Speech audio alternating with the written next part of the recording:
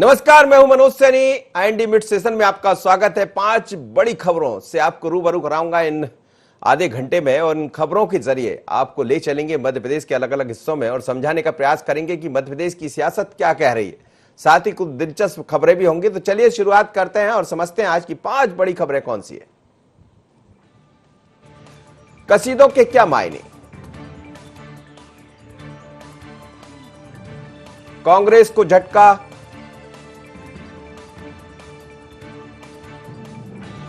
छलकाए जाम,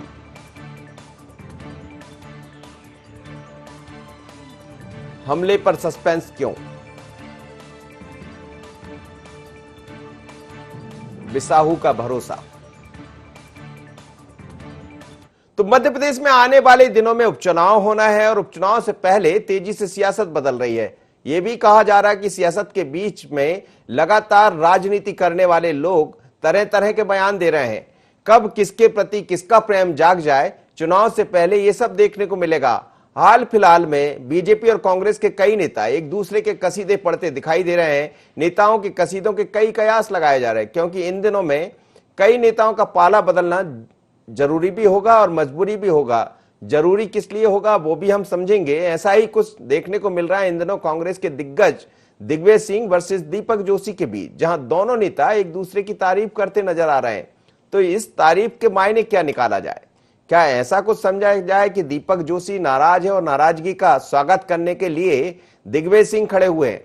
लेकिन आने वाले दिनों में कुछ और तो देखने को नहीं मिलेगा। दीपक जोशी से जब हमारी बात हुई तो उन्होंने कहा मैं बीजेपी का हूं, बीजेपी का रहूंगा।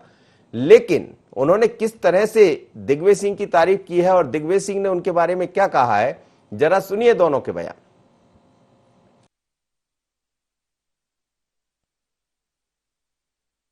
उसे भाजपा, दीपक जोशी उस महान व्यक्ति के सुपुत्र हैं जिसने जीवन संघ में भारतीय जनसंघ को लेकर भाजपा तक, और एक ईमानदार व्यक्ति का एक ईमानदार पुत्र है। स्वाभाविक है कि जिस व्यक्ति ने 25-35 करोड़ रुपए ले लिए, उसे भाजपा उम्मीदवार अगर बनाएगी तो दिल तो लोग से दुखेगा।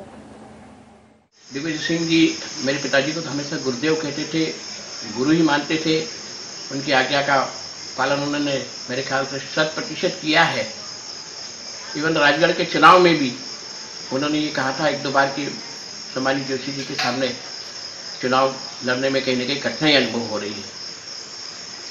ऐसे दृष्टिकोण में मेरे ख्याल से मैं ये तो नहीं कहूँगा कि वो विपक्षी दल के हैं। हमारे लिए तो वो एक सम्मानीय व्यक्तित्व है, और राजनीति में हम ये कह सकते हैं कि कहीं ना कहीं पारिवारिक संदर्भों में भी उनको साथ जोड़ सकते हैं। ऐसे दृष्टिकोण में उनके द्वारा ये बताना, जो उनका टीवी चैनल के माध्यम से मैंने देखा है, मेरे लिए तो बहुत गौरव की बात है। हमारे दिग्विजय सिंह ने जनता के बीच लेके गए, तो मैं तो उनका मतलब एक तरीके से कृतज्ञ भी हूँ कि उन्होंने हमारे इस बात को कहीं ना कहीं समाज में आगे बढ़ाने का प्रयास किया। और जब राजनीति में लगातार मूल्यों की गिरावट आ रही है, तेजी से लोगों का पतन हो रहा है, उसमें इस प्रकार की बात आना, मैं मान सकता हूँ कि दिग्विजय सिंह जैसे व्यक्तित्व द्वारा इस प्रकार की बात रखना मेरे लिए तो बहुत बड़ी एक बात हो गई। मैं संभवतः दिग्विजय सिंह जी की इस आशीर्वाद को, मैं तो आशीर्वाद ही कहूँगा, मेरे परिवार का आशीर्वाद ही है, इस आशीर्वाद को किसी प्रकार से पूरा नहीं कर सकता। चलिए, तो दरअसल दिग्विजय सिंह ने तारीफ की थी दीपक जोशी की, और दीपक जोशी की जब दिग्विजय सिंह जी ने तारीफ की तो निश्चित है कि ये बात दीपक जोशी जी तक पहुंच गई, और फिर उन्होंने उनके कसीदे गढ़ दिए। और चुनाव के ठीक पहले, उपचुनाव के पहले दीपक जोशी का एक और बयान आया था। उन्होंने कई तरह के सवाल खड़े किए। ये भी कह दिया था कि मुझे हो सकता है कि एक षड्यंत्र के तहत चुनाव हरवाया गया हो, वहां से अब एक नए नेता चुनाव मैदान में होंगे जो उनके खिलाफ चुनाव लड़ा करते थे हाटपिपलिया से। लेकिन जब दोनों के बयान सामने आए तो मध्य प्रदेश के गृह एवं स्वास्थ्य मंत्री ने क्या टिप्पणी की, यह भी सुनिएगा। दिग्विजय सिंह जी ने आज दिग्गी राजा की बड़ी तारीफ कर रहे हो। आप लोग बुजुर्ग नेता है, बुजुर्गों की तारीफ तो होनी चाहिए। नरोत्तम मिश्रा जी जब कुछ बोलते हैं तो बात ही बात में बहुत कुछ कह जाते हैं, लेकिन अब इस खबर के मायने क्या है, सियासत में किस तरह से चर्चा का विषय बना हुआ है, आकाश इस वक्त जोड़ रहे हैं हमारे ब्यूरो चीफ आकाश, समझते हैं और जानते हैं। आकाश, जब से ये सुनने में आ रहा है, भोपाल में काफी चर्चा बनी हुई, बल्कि मध्य प्रदेश की सियासत में काफी चर्चा है कि दिग्विजय सिंह तारीफ कर रहे थे दीपक जोशी की, दीपक जोशी ने भी कसर नहीं छोड़ी दिग्विजय सिंह की तारीफ करने में, तो क्या कुछ रास्ता बन रहा है या सिर्फ तारीफ है? जी बिल्कुल मनोज जी, इसको लेकर जिस तरीके से दीपक जोशी का दिग्गी प्रेम देखने को मिला है, साफ तौर पर कहीं ना कहीं इसके सियासी, इन बयानों के सियासी मायने काफी कुछ निकाले जा रहे हैं। इसको प्रेशर पॉलिटिक्स के रूप में भी देखा जा रहा है, क्योंकि भले ही हल्के फुल्के अंदाज में जो है दिग्विजय सिंह ने दीपक जोशी की तारीफ की, उन्होंने साफ तौर पर जो है उनके पिता का जिक्र करते हुए कहा कि पूर्व मुख्यमंत्री कैलाश जोशी एक ईमानदार व्यक्तित्व के धनी वाले व्यक्ति थे और उनके बेटे भी जो है इसी राह पर चल रहे हैं, लेकिन बीजेपी ने उनकी अनदेखी की है और उनकी जो नाराजगी है बीजेपी से वो कई मायनों में सही है। और उनके इस बयान के बाद सियासी हलकों में सीधे तौर पर अगर हम देखें तो बीजेपी ने उन पर पलटवार भी किया था, लेकिन अब जिस तरीके से दीपक जोशी उनके समर्थन में उतरे हैं, दीपक जोशी ने उल्टा दिग्विजय सिंह की तारीफ की है, यहां तक कि उन्हें अपने परिवार का भी बताया और उन्होंने साफ तौर पर कहा कि विपक्ष में जरूर हैं लेकिन मेरे परिवार का हिस्सा है और मैं गौरवान्वित महसूस कर रहा हूं, उनका कृतज्ञता ज्ञापन करता हूं। सीधे तौर पर इसको प्रेशर पॉलिटिक्स के रूप में भी देखा जा रहा है, क्योंकि दीपक जोशी लगातार हाट पिपलिया से जो है चुनाव लड़े हैं, 3 बार, 2 बार वो जीते, 1 बार हारे, और जिस तरीके से जो दृष्टिकोण और जो पूरे समीकरण हाट पिपलिया में देखने को मिले थे, उसको लेकर उन्होंने जो है बेबाकी से संगठन के सामने अपनी नाराजगी जाहिर की थी। उन्होंने साफ तौर पर कहा था कि हाट पिपलिया में बीजेपी के नेताओं ने ही उनको जो है चुनाव हराने के लिए काम किया है और उन पर कार्रवाई होना चाहिए। और यही कारण है कि अब जब उनकी तारीफ जो है दिग्विजय सिंह ने की और अब वो जब दिग्विजय सिंह की तारीफ कर रहे हैं तो सियासी हलचल इसको लेकर बढ़ गई है और कहीं ना कहीं ये भी माना जा रहा है, कांग्रेस के नेता तो इसको इस दृष्टिकोण से भी देख रहे हैं कि जल्दी दीपक जोशी जो है कांग्रेस का दामन थाम सकते हैं। हालांकि इसको प्रेशर पॉलिटिक्स के रूप में जरूर देखा जा सकता है। चलिए, ऐसा लगता नहीं है कि ऐसे सीनियर लीडर है दीपक जोशी और ऐसा कोई निर्णय ले लेंगे, लेकिन राजनीति में तो आजकल सब कुछ चलता है। वहां से प्रत्याशी मनोज होंगे कांग्रेस से, क्योंकि वो पहले कांग्रेस से रहा करते थे, अब भारतीय जनता पार्टी से प्रत्याशी बनने जा रहे हैं। और ये सब वही लोग हैं जिन्होंने मध्य प्रदेश में सरकार भारतीय जनता पार्टी के बना दी है। पर देखिए आगे आगे क्या होता है, क्योंकि जब इलेक्शन आते हैं तो ये सब कुछ देखने को मिलता है। एक और बड़ी खबर, इसी तरह की खबर है, कांग्रेस को एक बड़ा झटका भारतीय जनता पार्टी की तरफ से देने जा रहे हैं और उपचुनाव से पहले कांग्रेस को एक बड़ा झटका जो दिखाई दे रहा है वो अशोकनगर से खबर आ रही है। यहां कांग्रेसियों का बीजेपी में शामिल होने का सिलसिला जारी है। अशोकनगर में भी कांग्रेस को एक तगड़ा झटका लगा है। यहां 500 कार्यकर्ता कमल के साथ दिखाई दे रहे हैं। विधायक जसपाल सिंह जज्जी के समर्थन में सभी कार्यकर्ता शिवराज सिंह चौहान के साथ खड़े होंगे और तुलसी सिलावट के समर्थक पहले ही भारतीय जनता पार्टी का दामन थाम चुके। इससे पहले प्रभुराम चौधरी भी कुछ कार्यकर्ताओं को लेकर भारतीय जनता पार्टी पहुंचे थे, वहां भी उन्होंने दामन थामा था। लेकिन ये जो तस्वीर है, जो अब भारतीय जनता पार्टी के साथ खड़े रहेंगे ये 500 कार्यकर्ता, और यदि इतनी बड़ी तादाद में कार्यकर्ता कांग्रेस को छोड़कर बीजेपी में पहुंच जाएंगे तो फिर अशोकनगर में भी वही सब देखने को मिलेगा कि कांग्रेस कहां से अपना प्रत्याशी लेकर आएगी। और यदि इतनी बड़ी तादाद में कार्यकर्ता बीजेपी के हो जाते हैं तो फिर काम कैसे बनेगा। चलिए संदीप मेरे साथ जुड़ रहे हैं। संदीप, लगातार बीजेपी के कार्यकर्ता जो कांग्रेस के कार्यकर्ता थे वो बीजेपी के होते दिखाई दे रहे हैं। हालांकि कुछ खबरें हमने देखा, बालिंदु शुक्ल की बात करें या प्रेमचंद गुड्डू की बात करें, उन्होंने बीजेपी छोड़कर कांग्रेस का दामन थामा, पर वो कभी पहले कांग्रेस की ही रहा करते थे। लेकिन ये वो कार्यकर्ता है जो लगातार कांग्रेस का काम करते रहे होंगे। ऐसे में क्या माना जाए, क्या ज्योतिरादित्य सिंधिया ने भारतीय जनता पार्टी का दामन थामा है, ये उसका असर दिखाई दे रहा है? बिल्कुल उसका असर तो दिख रहा है और जिस तरह से सत्ता परिवर्तन भी हुआ है प्रदेश में, तो वो कहीं ना कहीं पूरा असर यहाँ पर दिख रहा है। अब आमतौर पे कार्यकर्ताओं को जैसे देखने को मिलता है कि जब भी सत्ता परिवर्तन होता है तो इधर उधर होते हैं, लेकिन अब यहाँ पर एक लंबे अरसे के बाद करीब 15 साल तक धैर्य बनाए रखने के बाद कांग्रेस की सत्ता आई और उसके बाद सत्ता महज 15 महीने के अंदर ही चली गई। अब जब सत्ता चली गई तो अब उन कार्यकर्ताओं की जो रही सही उम्मीदें थी सरकार से वो चली गई तत्कालीन सरकार से, लिहाजा अब उनके पास बीजेपी में शामिल होने के अलावा कोई काम नहीं, क्योंकि जब उनको राजनीति में काम ही करना है तो काम जनता का भी करवाना है, तब तक वो नेता बने रहेंगे। लिहाजा इन सब चीजों को देखते हुए वो कहीं ना कहीं अब भारतीय जनता पार्टी की ओर रुख कर रहे हैं, और उसी की बानगी यहाँ पर देखने को मिल रही कि अशोकनगर के भी बड़ी संख्या में कार्यकर्ता आज भारतीय जनता पार्टी की सदस्यता लेने जा रहे हैं। जी, मतलब ये मान लिया जाए संदीप कि आजकल पार्टी विशेष नहीं है, विशेषता वहां देखी जाती है जहां सत्ता होती है, और सत्ता के लालच में, सत्ता की चाशनी में हर कोई डूब जाना चाहता है।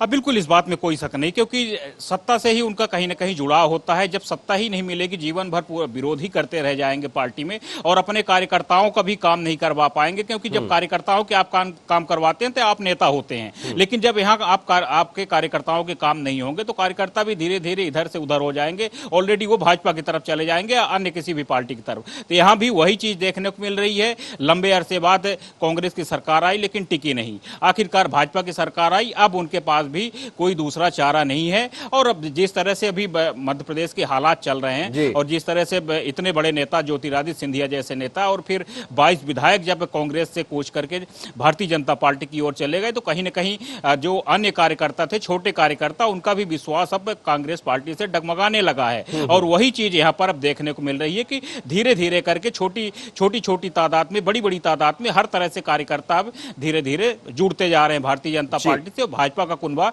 लगातार बढ़ता चला जा रहा है। चलिए, भाजपा का कुनबा तो ऑलरेडी बहुत बड़ा है, और भारतीय जनता पार्टी ऐसा दावा करती है कि दुनिया की सबसे बड़ी पार्टी भारतीय जनता पार्टी है, और यदि कांग्रेस के नेता या कार्यकर्ता इस तरह से बीजेपी का दामन थामते रहेंगे तो कहीं ऐसा तो नहीं मोदी की जो मंशा रही है वो पूरी हो जाए। पर ये संभव नहीं है, क्योंकि हिंदुस्तान है, ये लोकतंत्र है, प्रजातंत्र है, यहाँ सब कुछ देखने को मिलता रहता, कब कौन कहाँ चले जाए, कैसा दिखाई दे। पर सियासत इस समय बदली हुई है मध्य प्रदेश की। और अब एक खबर अच्छी उनके लिए जो कई दिनों से इंतजार कर रहे थे कि मदरा का रसपान कर लें। मदरा पीना स्वास्थ्य के लिए हानिकारक है, ये बार बार हर शराब की बोतल पर लिखा होता है, हर सिगरेट के डिब्बे पर लिखा होता है, फिर भी लोग कहाँ मानते। जब छलकाए जाम होते हैं तो लोग आतुर हो जाते हैं। सरकार का मदरा मोह, एमपी में सरकार अब शराब बेचने जा रही है। कलेक्टर ने शराब दुकानों के लाइसेंस निरस्त कर दिए हैं, आबकारी विभाग को दुकान खोलने के आदेश दिए हैं। भोपाल में करीब करीब 32 शराब दुकानें खोली जाएंगी। शराब दुकानों के संचालन को लेकर काफी दिनों से खींचतान दिखाई दे रही थी। सरकार और शराब ठेकेदारों के बीच में हमने देखा लगातार तनातनी चलती रही। लंबे समय तक सरकार और लिकर एसोसिएशन के बीच ठनने के बाद अब ये निर्णय हुआ है कि सरकार खुद शराब की दुकानें चलाएंगी। और पहले ये कहा गया था कि जो ठेकेदार काम नहीं करना चाहते हैं वो अपने लाइसेंस सरेंडर कर दें, और अब ये खबर भी सामने आई है कि उन्होंने सरेंडर भी किए। लेकिन अब मध्य प्रदेश में कई जगह, आज से हम देवास से इस तरह की खबरें आई, भोपाल से खबर है, इंदौर से खबर है, तो अब सरकार शराब दुकानें चलाने जा रही है। यानी वो लोग, आप देखिएगा, लंबी कतार दिखाई दे रही है। और ये भी गजब है कि जहां बार बार कहा जाता है कि शराब पीना स्वास्थ्य के लिए हानिप्रद है, हम भी आपसे कह रहे हैं मत पिया करिए, लेकिन लोग कहां मानते, लोग तो टूट पड़ते। छत्तीसगढ़ की ऐसी तस्वीरें दिखाई दी, मध्य प्रदेश के अलग अलग हिस्सों से इस तरह की तस्वीरें। तो आज से जाम छलकेंगे और मदरा प्रेमी शायद खुश होंगे। समझते हैं, संदीप मेरे साथ इस वक्त जुड़ रहे हैं। संदीप, क्या कहेंगे, आज उन लोगों के लिए अच्छी खबर है जो मदरा प्रेमी हैं और लंबे समय से इंतजार कर रहे थे कि कब दुकान खुल जाए और हम कब लाइन में लग जाए, लेकिन यहाँ सोशल डिस्टेंस का पालन करना होगा, हो पाएगा? बिल्कुल, देखिए, मदिरा प्रेमियों और सरकार दोनों के लिए खुशी की खबर है। सरकार के लिए इसलिए खुशी की खबर है कि अगर मदिरालय खोलेंगे तो उसका राजस्व बढ़ेगा, जो कि सबसे बड़ी इस समय पर सरकार की जरूरत है। दूसरी बात है, मदिरा प्रेमियों के लिए बड़ी खबर इसलिए है क्योंकि करीब 2.5 महीने से जो मदिरा प्रेमी है वो कहीं ना कहीं तरसते रहे हैं, लगातार परेशान रहे हैं। बहुत मुस्कुरा रहे हैं संदीप। जी नहीं, मैं इत्तेफाक से मैं इसका इस्तेमाल नहीं करता, लेकिन अगर हम उनकी बात करें तो कहीं न कहीं लगातार परेशान थे, चाहे ब्लैक में खरीदते रहे हो या जिस तरह से, तो इस तरह से उनकी आपूर्ति हुई है। लेकिन अब अगर दुकानें खुलती हैं तो उनको अब आसानी से मदिरा उपलब्ध हो पाएगी। लेकिन इसके लिए अगर आपको ये भी मैं बताना चाहूँगा कि आबकारी विभाग ने बड़ी संख्या में होमगार्ड के जवानों की मांग की है। अब सभी दुकानों में होमगार्डों को तैनात किया किया जाएगा, क्योंकि उनके पास कर्मचारी नहीं है। इसलिए पुलिस विभाग के पास होमगार्डों के लिए निवेदन किया गया है, एक पत्र लिखा गया है आबकारी विभाग की ओर से, आबकारी जी। आयुक्त की तरफ से लिखा गया है, और बड़ी संख्या में होमगार्डों की तैनाती मांगी गई है ताकि उनके पास कर्मचारी रहें और वो मदिरा की दुकान, जो शराब है, शराब बेच सकें। जी चलिए संदीप, निगाह बनाए रखिएगा और मुस्कुराहट को थोड़ा कम करिएगा, क्योंकि शराब स्वास्थ्य के लिए बहुत हानिप्रद होती है। हम सबसे यही कहेंगे कि शराब मत लें तो ज्यादा अच्छा है, लेकिन कहाँ मानने वाले, क्योंकि लोगों की जो लंबी लंबी कतारें दिख रही थी वो तो इस तरफ इशारा कर रही है कि इंतजार खत्म और मदरा शुरू। चलिए अगली खबर की तरफ हम बढ़ेंगे, और ये खबर मध्य प्रदेश के ग्वालियर से आ रही है। हमले पर सस्पेंस बना हुआ। दरअसल ऐसी खबरें आ रही, पूर्व विधायक मुन्नालाल गोयल पर हमला किया गया। अज्ञात बदमाशों ने मुन्नालाल गोयल पर हमला किया है। मुन्नालाल गोयल की कार पर अज्ञात बदमाशों ने जब हमला पत्थर से किया तो ऐसा कहा जा रहा है चेहरे और पैर पर उनकी चोटें आई। आखिर पुलिस क्यों इस पर कुछ नहीं कहना चाहती है, क्यों कहने से बच रही है? हमले के बाद से ही मुन्नालाल गोयल का फोन बंद आ रहा है। ग्वालियर के मुरान थाना क्षेत्र हुरावली की एक घटना बताई जा रही। आपको याद होगा कि कांग्रेस को छोड़कर भारतीय जनता पार्टी का दामन थामा है मुन्नालाल गोयल ने, और सिंधिया के बड़े नजदीकी माने जाते हैं, और उसके बाद से लगातार चर्चा बनी हुई है। तस्वीरें, कोई ऐसा ना तो वीडियो वायरल हुआ है ना ही कोई बात, लेकिन चर्चा इस बात को लेकर खूब बनी है कि मुन्नालाल गोयल के ऊपर हमला कर दिया। उपचुनाव से पहले इस तरह के हमले ग्वालियर चंबल में देखने को मिल सकते हैं, इसकी आशंका जताई जा रही है। और यदि ऐसा होता है तो फिर उपचुनाव भी बड़े मुश्किल होंगे, संभलना पड़ेगा, सरकार को व्यवस्था भी करनी होगी। अनिल राजपूत इस वक्त जुड़े हैं, उनसे समझते हैं कि इस पर सस्पेंस क्यों है। अनिल, सस्पेंस क्यों बना हुआ हमले पर? ये तो खबर है, आप लोग ने ही खबर दी है कि हमला हुआ है। हमले के बाद दबी जुबान में ही सही कई लोगों ने आपसे बात की होगी, पर ये सस्पेंस कब तक बरकरार रहेगा? खुलना तो है अनिल। हाँ जी बिल्कुल, जिस तरीके से यहाँ पर जो पूरा मामला हुआ, जी बिल्कुल, यहाँ पर जिस तरीके से पूरा मामला हुआ उसके बाद जो पूर्व विधायक मुन्नालाल जी गोयल यहाँ पर आए थे और उस दौरान उनके गाड़ी पर हमला हुआ, लेकिन गाड़ी पर हमला हुआ ये स्पष्ट अभी तक नहीं हो पाया है। ना ही कोई प्रतिनिधि उनकी तरफ से कोई आया है और ना ही वो खुद सामने आए हैं मुन्नालाल जी गोयल कि स्पष्ट कर सके कि उनके ऊपर हमला हुआ या नहीं हुआ। लेकिन यहाँ की जो बात करें, यहाँ जो लोग मौजूद थे उनका साफ तौर पे कहना था कि पूर्व विधायक जो मुन्नालाल गोयल जी है वो जब यहाँ आए थे तो जैसे ही वो गाड़ी से उतर रहे थे उसी दौरान यहाँ जो आक्रोशित लोग थे उन्होंने हमला कर दिया और उनकी गाड़ी पे पथराव किया, जिससे पूरी गाड़ी तहस नहस हो गई, साथ ही कुछ उनके चोट भी आई है। तो ऐसा कहा जा रहा है, लेकिन पूरे मामले में क्यों सस्पेंस रखा गया है, क्यों इस पे अभी तक क्लियर नहीं किया गया, ये स्पष्ट नहीं हो पाया। लेकिन अभी हाल ही में ये भी सुनने में आया है कि 4:30 बजे के करीब वो एक प्रेस कॉन्फ्रेंस ले रहे हैं, मुखर्जी भवन जो है वहां पर एक प्रेस कॉन्फ्रेंस ले रहे हैं, उसमें ही क्लियर हो सकता है कि शायद सामने आने के बाद वो क्लियर करें कि आखिर क्या पूरा माजरा था। जी चलिए निगाह बनाए रखिएगा, लेकिन हम आपको दिखा दें कुछ तस्वीरें सामने आई है इस वक्त। मैं चाहूंगा पीसीआर से कि तस्वीर जरूर दिखाइएगा। एक गाड़ी, एक वाहन दिखाई दे रहा है। इस वाहन पर हमला जब हुआ है तो ऐसा कहा जा रहा है कि ये जो वाहन है वो उन्हीं का वाहन था, मुन्नालाल गोयल का, और हुरावली क्षेत्र से जब वो गुजर रहे थे उस दौरान किसी बात को लेकर वहां रुके, किसी कार्यक्रम में गए थे। बाद में वहां पर ऐसा कहा जा रहा है कि कुछ एक वर्ग विशेष से लोग, जुड़े हुए लोगों ने उन पर हमला किया, उनके वाहन पर हमला किया, और हमले की ये तस्वीरें गाड़ी तो बयां कर रही है, लेकिन क्या मुन्नालाल गोयल बयां करेंगे, वो इस बात को स्वीकार करेंगे, तो ये देखना होगा। इंतजार करेंगे जब मुन्नालाल गोयल सामने आएंगे। लेकिन उपचुनाव से पहले इस तरह की खबरें, इस तरह की तस्वीरें खासकर चंबल ग्वालियर से आपको देखने को मिलती रहेगी। हम यही चाहेंगे कि सरकार को ध्यान रखना पड़ेगा, क्योंकि बड़ी जिम्मेदारी सरकार की है। अगली खबर की तरफ हम बढ़ेंगे, और ये खबर अनूपपुर से आ रही है।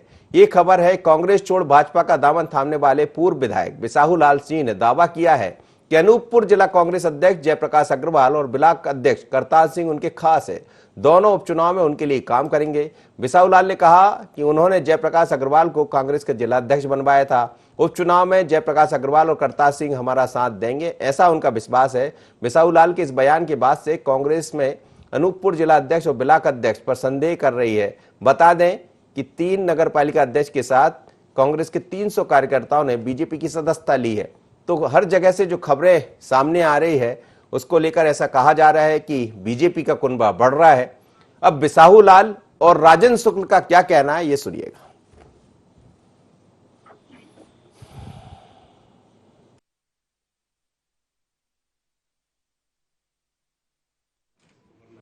13 साल से मैंने जयप्रकाश को जिला कांग्रेस का अध्यक्ष बनाया और मेरे साथ कंधे से कंधे मिला के काम कर रहा है, ठीक है।